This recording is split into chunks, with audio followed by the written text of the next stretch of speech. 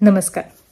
जेव्हा आपण एका देशातून दुसऱ्या देशात जातो तेव्हा तिकडच्या काही गोष्टी आपल्याला वेगळ्या वाटतात, आश्चर्यकारक वाटतात, काही तर धक्कादायक सुद्धा वाटतात. तर आजच्या व्हिडिओमध्ये मी जेव्हा भारतातून UK मधील वेल्समध्ये आले तेव्हा इकडच्या कुठल्या गोष्टी मला वेगळ्या वाटल्या, कुठल्या शॉकिंग वाटल्या, कुठल्या धक्कादायक वाटल्या ते मी तुमच्यासोबत आजच्या व्हिडिओमध्ये शेअर करणार आहे. चला पाहूया.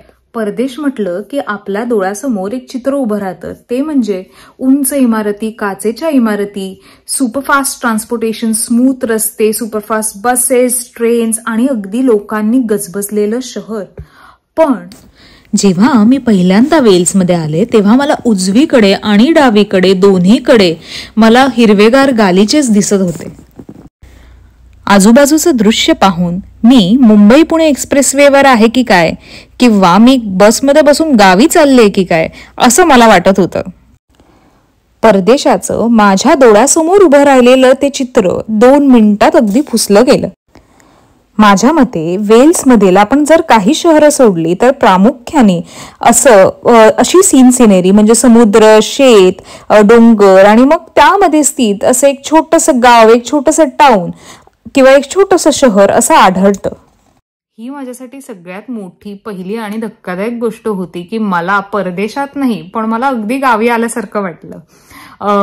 आणि मला असं वाटलं की माझ्यासमोर एक मोठा प्रश्न असा उभा राहिला की आता या ठिकाणी मला 2 आठवड्यांपेक्षा जास्त राहायचंय, तर मग मी ते कसं पेलवू शकेन आणि कसं मला जमेल हा प्रश्न माझ्यासमोर उभा राहिला. तर तुम्ही म्हणाल की असं का म्हणतीये की इतकं सुंदर तर छान निसर्गरम्य ठिकाण आहे आणि मग असे का विचार आहेत.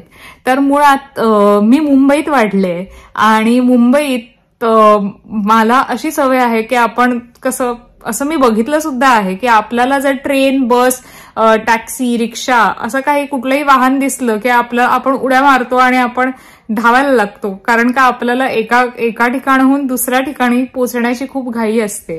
आपण एका वेगळ्या गती आपल्याला एक वेगळी गती असते, आपल्याला प्रत्येक गोष्ट पटकन करायची, उरकण्याची सवय असते. आणि मला इथे आल्यावर असं मला वाटलं की कुठेतरी ही गती मला थोडीशी रिलॅक्स्ड वाटली. एक पेस ह्या शहराचा, ह्या पेस ह्या देशाचा मला असा थोडा कम्पेअर्ड टू जिथून मी आले मुंबईचा मला तो फार वेगळा वाटला आणि तो माझ्यासाठी फार चॅलेंजिंग होतं त्या पेसला ऍडजस्ट करणं.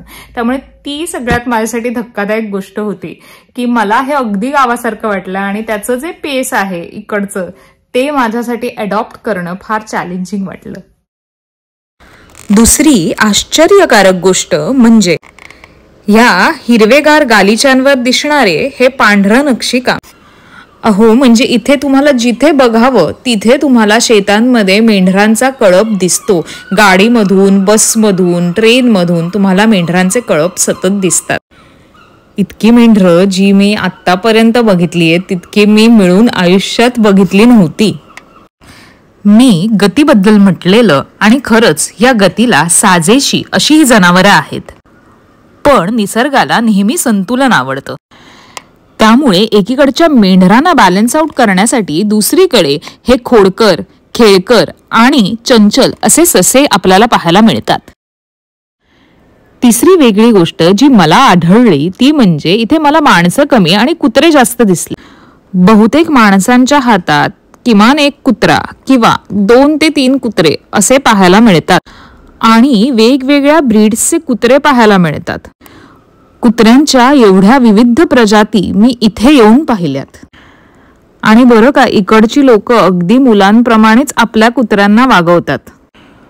कुणी जर श्वानप्रेमी नसेल किंवा जर कुणाला कुत्र्यांची भीती वाटत असेल तर इथे येऊन त्यांची भीती नक्कीच नाहीशी होईल असं मला वाटतं. अहो, नुसती कुत्र्यांची संख्याच नाही पण बहुतेक वेळेला एक कुत्रा दुसऱ्या कुत्र्याला बघून कसा काही भुंकत नाही ह्याचं मला नेहमी आश्चर्य वाटतं. कारण आपल्याला माहितीये की कुत्रे हे फार टेरिटोरियल असतात.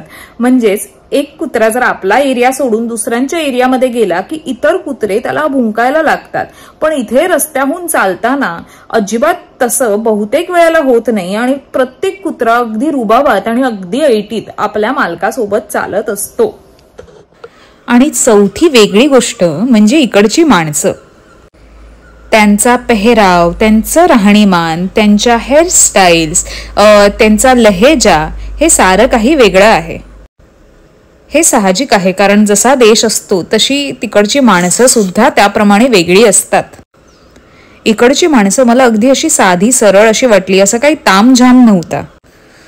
तुम्ही जर रस्त्यावरून चालत असाल तर अगदी इकडचा अनोळखी माणूस सुद्धा तुमच्याशी हसतो आणि गुड मॉर्निंग वगैरे असं बोलून जातो. मी जेव्हा परदेशातली माणसं जेव्हा माझ्या डोळ्यासमोर त्यांचं चित्र उभं राहतं तेव्हा अगदी सूट बूट घातलेले, हातात ब्रीफ केस असलेले, असे फॅन्सी कपडे घातलेले असे माझ्या डोळ्यासमोर उभे राहतात. पण जेव्हा मी वेल्समध्ये आले आणि जेव्हा ह्या लोकांना मी पाहिलं तेव्हा जसं मी म्हटलं आधी की माझं ते चित्र सारं काही पुसलं गेलं. मी युकेच्या इंग्लंडमध्ये सुद्धा राहिले आणि आता मी वेल्समध्ये राहते. त्यामुळे जी लोक बाहेरून म्हणजे ज्यांनी जे कधी युकेमध्ये आलेच नाहीयेत त्यांना सगळं काही असं सेमच वाटत असेल. पण माझ्या पर्सनल अनुभवातून सांगते की इंग्लंड आणि वेल्स ह्यामध्ये खूप अंतर आहे आणि अगदी मी म्हणेन जमीन आसमानाचा फरक आहे असं मला वाटतं. पण एक मात्र आहे की कुठेही मी गेले की कुठल्याही देशात म्हणजे इंग्लंडमध्ये गेले किंवा वेल्समध्ये गेले तरी कुठलीही गोष्ट जरी बघितली तरी मला मात्र माझ्या मनात आणि माझे विचार किमान माझ्या देशाबद्दलच माझ्या मनात विचार यायला लागतात. मला कायम भारत आठवतं. तर मला असं वाटतं की आपण भारतीय जगभरात कुठल्याही जगाच्या पाठीवर कुठल्याही देशात जरी गेलो तरी आपलं मन मात्र त्या भारत मातेच्या चरणीच अर्पण असतं. हे नक्कीच ही एक गोष्ट नक्की आहे असं मला वाटतं. ऑन दॅट गुड नोट मी आशा करते की तुम्हाला व्हिडिओ आवडला असेल. आणि हो, महत्वाचं सांगायचंच राहून गेलं की ह्या व्हिडिओजच्या माध्यमातून मला असं अजिबात म्हणायचं नाहीये की हा देश चांगला आहे किंवा हा देश वाईट आहे. असं ह्या देशांवर टीका करण्यासाठी हा व्हिडिओ नाहीये. पण मला असं वाटतं की प्रत्येक देश हा वेगळा असतो, त्याची एक वेगळी संस्कृती असते आणि त्याचं वेगळेपणा काय आहे ते एक्सप्लोर करण्याचा प्रयत्न माझ्या व्हिडिओजमधून मी करण्याचा प्रयत्न करते.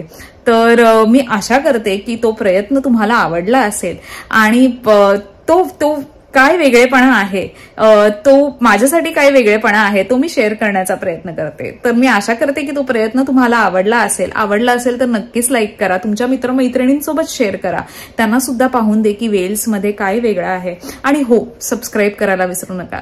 खूप खूप धन्यवाद.